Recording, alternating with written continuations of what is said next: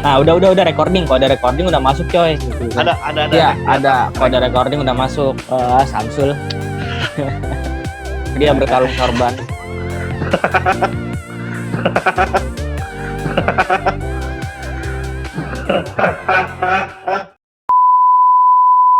Halo, selamat pagi, selamat siang, selamat sore, dan selamat malam. Balik lagi di sini bersama kita bertiga, Mas PKK.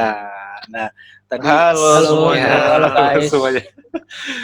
Lagi-lagi Halo, kita guys. masih ngobrol jarak jauh gitu kan ya. Jarak jauh bukan pakai telepati gitu kan. Gitu. Nah, Bilang pakai kita tuh keren. iya, Telekonferensi sudah iya, bahasanya. conference interlokal nih gitu kan. Nah, telekonferensi. Untuk segmen kedua ini mungkin kita masih berkaitan ya di mengenai masalah inilah COVID-19 nih gitu kan, atau corona gitu yang sudah benar-benar mewabah di penjuru dunia sampai pelosok gang tuh udah pada masuk tuh corona tuh gitu. Bahkan ada yang bilang kayak gini, gue sempat ngeliat gitu kan, ada kutipan-kutipan, corona, kalau lu datang cuman nyakitin doang, pacar gue juga bisa. Iya. Anjing. Gue lihat kalau kata ada di sosmed tuh. Kalau kata bintang Emon nih, kalau misalnya corona model orang tempelengin udah nih suruh kabur sono. Iya. Emang. Tapi terus jujur aja kreatif gitu. Iya, gue juga sama kayak lu, gue lihat ada kayak meme gitu. Apa? Anggur merah intisari. Cakep. Corona jangan lo kemari. Iya. Anjing, anggur merah. Kalau lu apa nih? Kagak ada gua, anjir.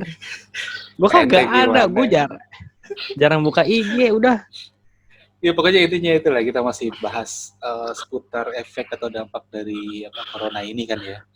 Nah ya, untuk mengenai COVID-19 ini kan memang di seluruh penjuru dunia gitu kan, khususnya kalau kita lihat nih setiap sore 3:30 ada pengumuman dari Ahmad Yuryanto ya, juru bicara COVID-19 itu, beliau selalu menekankan untuk physical distancing kayak gitu. Nah, jadi memang menjaga jarak aman itu memang sangat penting gitu kan ya. Karena memang salah satu penularan virus corona ini yang dari berbagai sumber yang gue baca, itu memang ya melalui kontak fisik salah satunya. Maksudnya ya virusnya itu bisa berpindah ke kita itu melalui misalkan berjabat tangan, misalkan kayak gitu kan.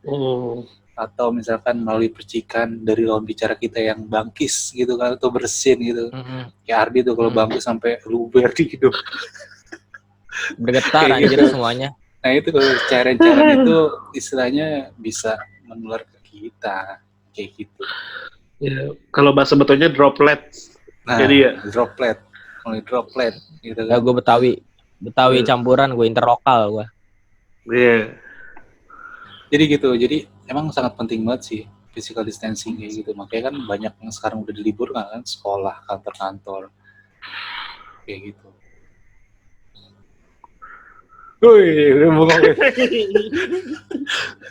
Iya, dan juga memang dampaknya juga bukan hanya ke kantor, ke rumah, tapi dari berbagai aspek, termasuk aspek-aspek hiburan, kayak misalkan olahraga nih. Mungkin buat teman-teman pendengar podcast Katin Kampus yang memang suka nonton olahraga, khususnya sepak bola, harap bersabar, karena memang sekarang pertandingan semua di hold, libur semua, dan nggak tahu sampai kapan tuh ya. Mungkin eskalasinya awalnya itu kan kalau gue nggak salah, pertama cuma nggak boleh ada penonton kan, cuma bulan lalu ada penonton yang datang, bulan lalu nggak boleh ada yang datang ke stadion. Ternyata kasusnya makin tinggi, terutama di Italia kalau nggak salah waktu itu ya. Nah, sampai akhirnya benar-benar semua di postpone atau di pending lah gitu. Pertandingan semua di pending. Ngomongin bola, lo kan Juve nih Pang ya, Itali. Pasti kan sedikit banyak baca-baca tentang info-info tentang Itali lah gitu. Kalau di sana tuh yang lo tahu gimana sih kejadian di sana tuh bisa tiba-tiba tuh langsung lonjakan tuh bisa langsung drastis banget. Kalau di Italia sendiri kan memang sampai saat ini dia masih masuk kategori mungkin sudah masuk 5 besar gitu kan, sempat di peringkat pertama gitu kan, posisi yang positifnya itu peringkat pertama, bahkan tertinggi pertama gitu, ngalahin Cina kayak gitu kan. Itu awal mulanya yang dari gue baca itu melalui turis dari Cina, entah itu Cina atau Tiongkok ya, yang masuk ke Italia saat itu. Iya. Gitu. Tapi itu nggak tahu benar atau enggak aja ya. Tapi itu dari berita yang gue baca. Nah bermula dari situ, nah ternyata turis ini positif COVID gitu kan, itu sekitar bulan Februari kalau tidak salah.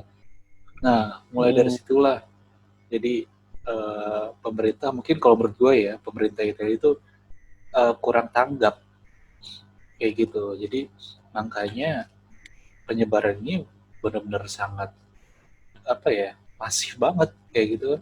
Bahkan sehari itu bisa sampai yang gue lihat tuh 600-700 orang yang meninggal dalam sehari di Italia. Buset. Dalam sehari ya? Sehari kayak gitu. Dan kita nggak ngebayangin ya kayak gitu gimana. Wah, jangan sampai deh. Itu sampai-sampai kalau kita lihat di pemberitaan ya, di televisi itu truk di jalan raya itu bawa peti mati semua, isinya mayat semua, saking banyaknya orang yang meninggal. Gila, lu bayangin aja, itu udah benar-benar kayak kayak di film-film deh, kayak besok misalkan katanya nggak dikuburin ya, kayak gitu kan. Nah, enggak, tetap katanya dikuburin, tapi dibuang kan, dibuang di lubang gitu nggak sih katanya? Nah, kalau itu gue kurang tahu deh infonya, tapi ada negara salah satunya kalau tidak salah tuh Iran itu sudah menyiapkan kuburan massal khusus itu COVID-19 yang mati betul karena COVID. Nah, kalau khusus di negara kita ini di Indonesia, yang gue tahu sih di Jakarta ya, itu ada kuburan khusus sih. Itu di Pondok Rangon salah satunya. Betul. Kayak gitu. Dan tetap, kita sedikit ya boleh dilanjut Pak Irfan. Iya. Dan bagi keluarga itu nggak bisa nganter sampai ke kuburan kayak gitu. Dan ini makanya benar-benar kita harus jaga-jaga banget sampai kita positif kayak gitu, positif COVID ya. Karena kalau kita udah positif itu bisa jadi kita nggak bakal ngelihat saudara kita misalkan ya amit-amit lah ya, keluarga kita untuk mungkin setelah itu kita ngelihat keluarga kita yang terakhir kalinya gitu. Karena kalau udah masih sampai rumah sakit kita udah nggak bisa jenguk lagi kayak gitu kan. Iya, kita nggak boleh. Saya lihat nggak bisa ngeliat terakhir kali ya. Iya, makanya itu. Saya lihat videonya tuh yang ada anak umur 13 tahun ya, dia dijemput dengan tim medis. Iya. Dia positif ya kalau nggak salah. Terus keluarganya nggak boleh jenguk. Iya. Terus benar-benar sendirian gitu. Iya. Ya paling enggak 2 minggu kan, itu pertama. Nanti kan ada tes lagi tuh 2 minggu berikutnya gitu kan, untuk rapid memastikan. Betul. Kalau tesnya 2 minggu kemudian masih negatif, ya berarti udah negatif, nggak positif lagi gitu. Mungkin kalau itu tadi di Italia. Kalau lu kira-kira lu pernah tahu baca info COVID-19 yang di luar Indonesia itu kayak gimana sih, atau dari negara mana? Atau lo pernah baca-baca atau pernah tahu informasinya? Kalau gue tahu, gue sebenarnya jarang baca dari luar. Cuman waktu itu yang gue tahu yang dari Cina doang. Itu yang gue tahu soalnya awal mulanya kan. Sebelum masuk ke Indonesia juga gue sebenarnya udah baca, tapi pas di Cina doang. Kayak lirik lagu lo, awal mula dari Cina. Iya. Anjir. Goblok lagu itu memang tai ya lagunya. Gue baca dari situ doang. Gimana? Udah lanjut. Nah ini gue mau bacain sedikit tentang peringkat 10 negara dengan kasus tertinggi di dunia. Oh, ini udah update ya? Udah update ya? Update. Ini update-nya per kemarin sih. Cuma sedikit banyak menggambarkan lah kurang lebih. Kita akan mulai dari posisi ke-10 dulu. Di situ ada negara dengan salah satu penghasil coklat terbaik di dunia. Ada yang tahu, guys? Australia, New Zealand. Swiss ya, Swiss, benar. Oh, Swiss lah, no, dia asal sebut aja. Australia, New Zealand. Oh, itu mah susu, New Zealand dia. New Zealand mah susu. Iya. Nah, di Swiss sendiri ini sudah dikonfirmasi untuk kasus positif itu 21.000 orang terinfeksi COVID-19. sampai dengan tanggal 6 kemarin, hari Senin. Oke. Dan kematiannya 715 kematian. Wow. Nah, Itu peringkat Swiss 10 sendiri ya? peringkat 10. Dia sudah menjalani lebih dari 6.000 tes per hari di semua wilayahnya. Wow. Besar Wah, banget. ya. Ngantuk amat Bang. Udah tes Romannya, Bang. massal. Udah tes massal dia berarti ya? Iya.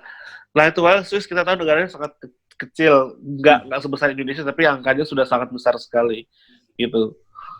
Bukannya nggak mungkin kita bakal menyusul. Gue sih nggak mau nakut-nakutin, cuma kita lebih baik kita betul. Jangan sampai lah. Aware lah, mencegah betul. Kita harus peduli juga. Betul. Terus kita Terus lanjut di siapa peringkat lagi 9 itu, di peringkat 9 ada Turki dengan tingkat konfirmasi positif itu 27.069 kasus. Jadi beda sekitar 7.000 kasus dengan Turki. Dengan Swiss. Turki itu masuk cepat juga ya. Yang gue tahu tuh bulan lalu tuh belum sebanyak itu loh, belum sampai 3 digit. Iya, benar. Kasus positifnya 574 untuk Turki. Dan berikutnya itu ada Inggris.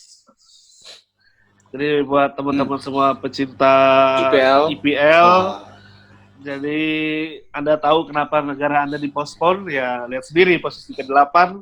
Berapa tuh Inggris positif? dengan jumlah kasus 47.086 kasus positif. 47.000. Banyak banget anjir. Dengan angka kematian 4.934 kematian. Gila. Yes. Inggris. Terus. Berikutnya next. Sebentar. Ini datanya belum datang dari CIA. Oke. Berikutnya itu ada Iran.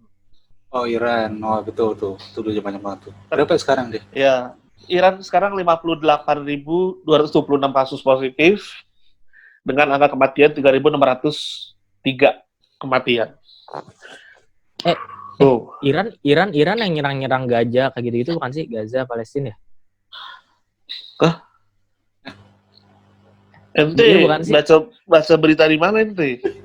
Kenapa jadi Iran nyerang Gaza? Yang nyerang Palestina sama Gaza dari mana dah? Gue lupa. Amerika. Enggak, satu lagi. Mana? Aduh, gue lupa lagi anjir. Bukan Iran berarti ya? Apa ya? Coba tanya Ahmadinejad. Ya. Atau coba tanya ini Umar Patek. Kalau nggak ada Umar Al Faruq nggak apa-apa. Iya. Umar Al Faruq. Umar Al-Faruq ada. Ntar gue dikasih Di bojong. Oke. Terus lanjut lagi ya. Di atas Iran tuh. Di atas Iran ada China. Ini China turun nih dari peringkat pertama terbanyak, turun ke posisi 6. Udah bagus juga ya, bro. Iya. Sekarang China itu sekarang 81.708 positif. Itu. Siap. Di atas Gila. China. Wow. Dan bahkan udah 100.000-an nih. Yes. Dan bahkan di Cina sendiri kita sedikit ada info lagi, bahkan Wuhan juga udah mulai menghapus lockdown pada 8 April mendatang. Dan bahkan kalau dari berita itu ada beberapa toko yang udah buka lagi ya. Ekonominya udah mulai tumbuh lagi gitu. Nah, nanti kita akan bahas juga tuh beberapa sedikit kenapa mereka bisa secepat itu untuk bisa cepat bangkit dan sembuh. Oke, berikutnya kita punya negaranya Karim Benzema nih. Zinedine Zidane. Prancis di urutan kelima. Prancis dengan total kasus 92.839 kasus dengan 8.078 angka kematian. Gila nih. Yang gue perhatiin nih Eropa semakin kesini semakin meningkatnya tajam drastis juga ya. Iya. Dan tapi positifnya bukan positifnya. Kabar baiknya adalah untuk di Prancis sendiri itu penurunan angkanya tuh selama 4 hari berturut-turut itu cukup drastis. Yaitu di hari Minggu itu penurunannya 518, di Sabtu 1053, di Jumat 1120 dan di Kamis sebelumnya di 1355. Jadi sudah mulai berkurang juga gitu. Jatuh saya. Kebalik. Oke. Nah, ngomong mengenai kasus COVID di Prancis, itu baru sekitar 2 hari yang lalu gue baca di media. Itu ada yang menuding bahwa kasus positif yang pertama kali itu dibawa oleh supporter Juventus yang waktu itu sedang bertanding Liga Champions tuh di Prancis lawan apa tuh? Oh, lawan Lyon ya? Lyon. Lawan Lyon. Lyon. Iya, Lyon. Kayak kopi Lyon. Kopi dong. Anjing kopi Lyon. Iya kayak gitu. Anjir. Cuman itu yang apa ya, pemberitaan yang menurut gue sih nggak bisa dipertanggungjawabkan ya, karena memang nggak ada buktinya. Nggak valid ya. Iya. Makanya setelah itu kan orang itu ya mengungkapkan kayak kasus di Prancis itu meningkat kayak gitu setelah pertandingan itu. Mana ya? Gua enggak. Ya enggak ini aja lah. Ya realistis gitu kan. Lebih kayak menyalahkan atau mengkambing hitamkan negara lain gitu loh. Betul. Karena ini kan pandemi ini kan sebenarnya global dan memang harus ya boleh bilang kita nggak bisa nyalain siapa-siapa sekarang, kita lebih fokus aja lah ke negara masing-masing untuk proses recovery-nya sih kalau menurut gua kayak gitu. Betul. Oke, next. Di atas Prancis ada Jerman dengan jumlah kasus positif 100.123. Jerman Barat apa Jerman Timur? Sudah tidak ada dong, Pak. Oh, nggak ada. Jerman aja. Sejak Adolf Hitler sudah tiada. Angkat Bekasi Barat, Timur. Masap loh, Bekasi Barat tuh dia. Utara ada kan ya? Selatan. Bekasi Utara ada. Bekasi Selatan ada. Pusat? Bekasi Pusat nggak ada. Bekasi Tengah juga nggak ada. Bang Jakarta anjir. Oke, kita bentar. Peringkat pertama. Peringkat ketiga belum. Oh, belum. Kita sekarang masuk ke 3 besar. Oh, lu nggak nyimak lu, parah lu. Kita masuk ke 3 besar dengan negara. Siapa 3 besar nih? Terbanyak. Negara ketiga adalah Italia. Tapi sekarang udah menurun ya. Buset. Awal sekitar 2 minggu yang lalu. Tadi dia pertama kan? Masuk di 1-2 kayak gitu. Dan gue udah bisa tebak sama siapa nanti nih. Italia itu totalnya 128.948 kasus positif. Gitu. Angka kematian harian terendah dalam lebih dari 2 minggu dengan 525 kematian. Cukup rendah dibandingkan dengan angka positifnya yang sudah 128.000, sorry. Gitu. Next, di atas Italia, urutan kedua ada Spanyol. Oh, Spanyol. Ya, Spanyol. El Matador. El Madrileno. Oke. Spanyol. El Clasico. El Clasico. Dia negara dengan tertinggi kedua dengan total kasus positif 131.646. Kematiannya berapa? Kematiannya 12.641. Oh iya, banyak juga. Itu bukan negara besar ya, termasuk ya Spanyol. Iya. Itu orang semua meninggal. Seperti itu, iya. Itu udah dahsyat banget mengurangi penduduk di negaranya. Bener-bener wow. Dan gila banget. Peringkat tertinggi, peringkat teratas itu ada Amerika Serikat atau USA dengan jumlah 336.851 jumlah positif. Wow. Dia emang banyak sih rakyatnya ya. Tapi terakhir ya, gua baca berita itu ada public figure di Inggris itu mengkritisi Presiden Amerika, gitu. Donald Trump. Betul. Gimana? Mengkritisi Presiden Amerika tuh lambat dalam mencegah corona ini gitu awal-awal corona terjadi di Amerika. Yang gue tahu tuh awal-awal di Amerika itu sama Presiden Amerika ini dia masih nganggap remeh lah, ayo udah ntar gue bisa ngilangin lah, intinya kayak gitu ya kalau bahasa kita. Tapi kenyataannya kurang lebih sebulan ini udah drastis banget kan setelah dites kayak gitu kan. Dan bahkan tingkat pengangguran di Amerika tuh juga meningkat sampai sekarang. Iya, benar. Kayak gitu. Jadi nggak hanya di Dan Indonesia aja. memang beberapa pakar pun sempat ngomong terkait soal COVID-19 di 3 besar negara ini, Amerika, Spanyol, Itali, dan lain sebagainya. Memang kalau dilihat itu, mereka punya budaya yang sama-sama kayak nganggap remeh tadi, nganggap Iya, enteng. betul. Terutama selain pemerintahnya seperti itu, rakyatnya pun juga terbilang masa bodoh lah dengan COVID-19 ini. Mereka nganggap remeh, nganggap enteng. Malah ada yang nganggap ini kayak flu China, awalnya bilang gitu, cuma kayak flu biasa doang. Dan sekarang ketika sudah mulai boom kayak bom waktu, akhirnya meledak banyak, mereka baru sadar bahwa memang ini permasalahan yang serius yang nggak bisa dianggap remeh dengan sebelah mata kayak Panik. gitu. Kenapa ya orang-orang dipanikin dulu ya, baru gerak gitu ya? Sama gue juga sih gitu sih, gue panik dulu baru gerak. Iya, kenapa ya? Itu penyakit semua orang nggak itu? Sebenarnya kita harus melibatkan semua orang sih dalam sosialisasi ini gitu kan. Contohnya misalkan dengan maaf ya orang-orang yang ada di kerjanya di jalanan gitu kan.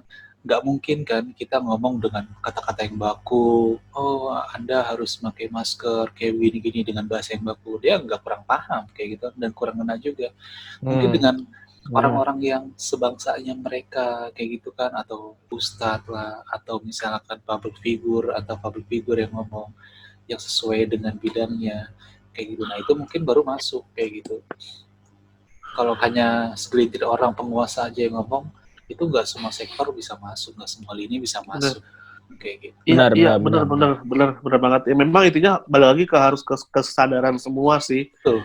Karena memang ini kayak yang kita ngomongin di segmen awal tadi, memang ini bukan hanya tugasnya pemerintah, bukan hanya tugasnya tim medis, para dokter, tapi ini tugas kita semua. Tugas kita semua dengan porsinya masing-masing, seperti itu loh. Pemerintah bikin aturan, tim medis dan dokter dia di garda terdepan, kita sebagai masyarakat, kita ikutin aturan yang sudah ditetapkan oleh pemerintah. Insya Allah ini bisa cepat teratasi, kalau kitanya nurut ya.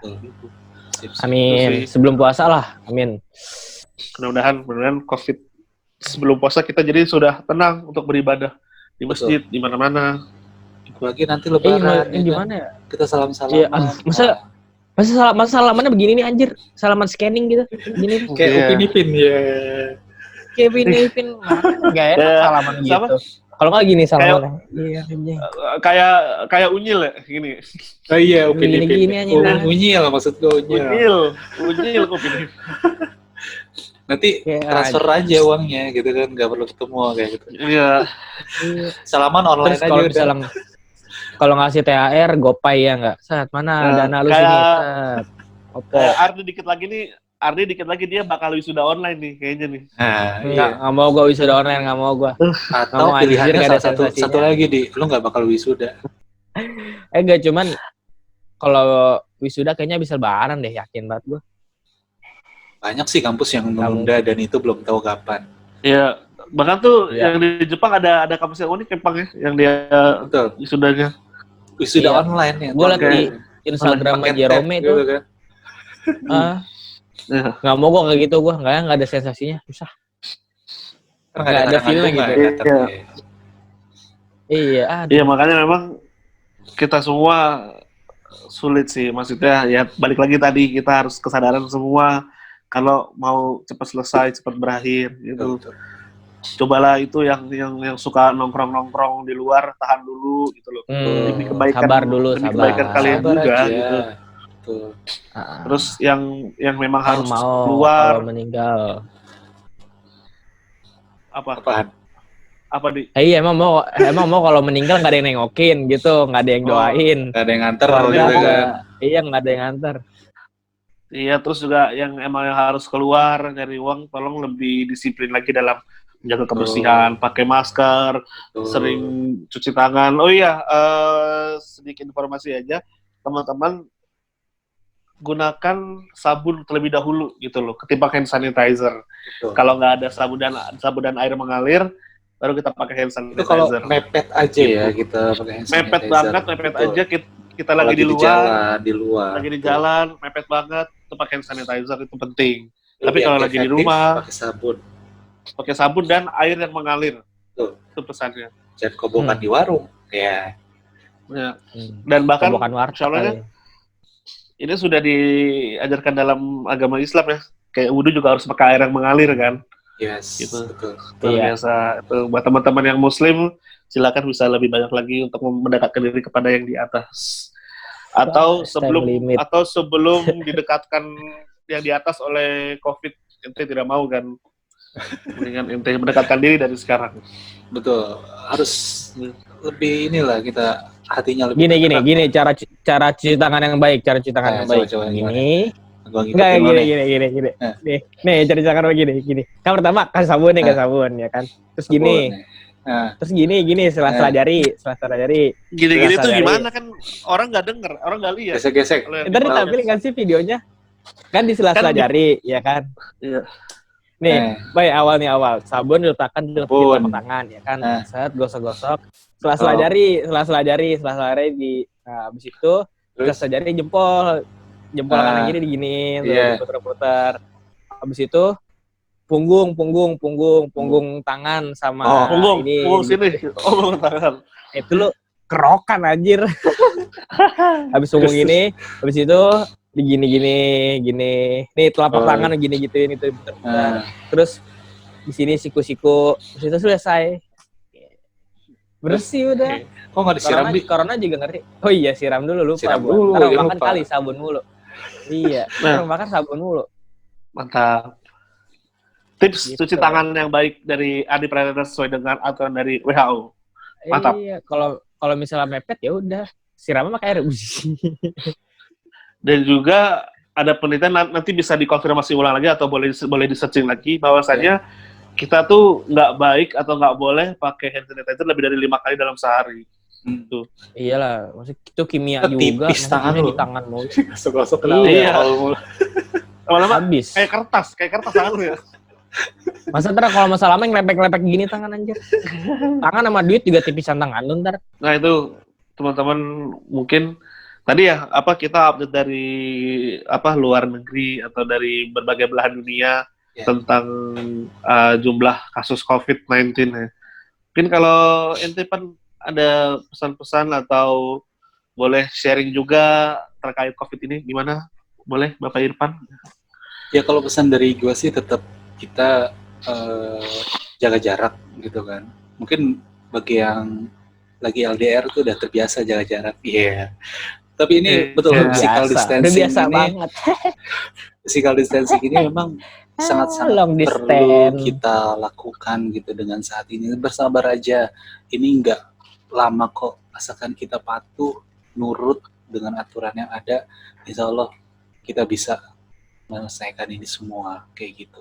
Yang penting kita tetap sadar diri aja. Amin. Dengan kita ada di rumah, otomatis kita juga bisa membantu orang-orang lain untuk tidak terjangkit virus ini, seperti itu. Nah, itu mantap. Kalau Ardi, gimana Di? Ada pesan atau mungkin mau sharing mengisi kekosongan selama physical distancing? Pesan aja sih, pesan. Kalau sharing kosongan gue nggak guna anjir, ngapain gue tidur makan doang, jangan. Kesian ntar pendengar ya. Pesannya buat orang-orang yang masih kerja di luar sana, kayak misalnya ojek online, entah pedagang, pokoknya masih ada di jalanan, masih kerja di lapangan. Semangat terus, jaga kebersihannya, jangan sampai corona masuk, ya kan. Jangan lupa corona masuk. Semangat terus, jangan lupa jaga kebersihannya. Terus buat orang-orang yang lagi WFH, bersyukur walaupun bosen di rumah, ya kan, tahan aja dulu, pas sampai kapan WFH nggak tahu kapan. Dia masing-masing dari kita jaga kesehatan. Dan lupa kalau misalnya teman-teman mau donasi, mau bantu orang-orang yang setidaknya terkena corona ya, atau mencegah corona, itu bisa donasi langsung ke podcast Kantin Kampus gitu. Karena di bawahnya ada di Instagram. Cek aja Instagramnya di podcast Kantin Kampus. Nggak salah gue nyebutnya kan. Oke. Ya, kalau dari gue gimana? Oh ya, kalau lu sendiri gimana gue? Oh ya, oke. Mungkin kalau dari gue Ya mungkin kurang lebih sama dengan Mas Ipang, Mas Ardi juga, Mas PKK yang lain. Ya intinya sih pesan gue adalah tolong teman-teman semua nurut aja udah apa yang dibilang oleh WHO, pemerintah terkait physical distancing ini. Karena memang ini adalah satu-satunya jalan, satu-satunya cara untuk kita bisa cepat terbebas dari COVID-19 ini. Nggak ada cara lain, karena vaksin belum ada, obat belum ada. Inilah yang paling bisa kita lakukan. Gitu. Terus sabar dikit kenapa sih gitu, susah banget kayak sabar dikit gitu. Ini ngelatih kesabaran kita sebenarnya ini. Benar. Dan mungkin yang emang harus di rumah dan yang emang bisa di rumah, mungkin inilah ajang teman-teman semua untuk bisa lebih dekat dengan keluarga, atau ajang untuk bisa lebih melakukan hal-hal yang mungkin teman-teman nggak bisa lakukan ketika kerja atau ketika sekolah. Sekarang punya kesempatan banyak bisa dilakukan. Belajar masak untuk yang perempuan, atau make up, atau yang laki-laki belajar musik, belajar kita, banyak hal yang bisa dilakukan dengan hal-hal yang positif ya. Iya, betul. Terus emang benar. Ya kan? Terus untuk yang harus kerja di luar, ya semoga tetap sehat, tetap semangat, dan jangan lupa tetap jaga kondisi badan, jaga kebugaran, dan tetap patuhi peraturan yang sudah memang ditetapkan terkait protokol kesehatan. Itu aja Pak paling dari gue. Oke, ya itu dari kita bertiga ya. Mudah-mudahan teman-teman semua bisa sama seperti kita, bisa mematuhi peraturan yang sudah ada, tetap bisa menjaga diri dengan lingkungan sekitar, terutama lingkungan keluarga, kayak gitu. Dan kita semua pengen ini semua cepat selesai, COVID-19 ini atau virus corona ini semua selesai di dunia dengan secepat-cepatnya, kayak gitu. Amin. Kita berharap seperti itu. Ya mungkin cukup sekian untuk segmen kali ini ya. Nanti mungkin di next di hari berikutnya kita bakal video seperti ini lagi, gitu kan, dengan teman-teman semua berbagi lagi. Mungkin tidak lewat podcast aja, gitu kan, kita bakal siaran di YouTube seperti ini juga bisa, kayak gitu. Yang penting kita masih tetap bisa berbagi dengan teman-teman, gitu ya. Oke, cukup sekian dari kita bertiga. Gue Ipang, ada Adit, ada Ardi. Gue Adit. Yes. Halo. Siapa? Ya, see you next episode. Dah, assalamualaikum warahmatullahi wabarakatuh. Bye-bye.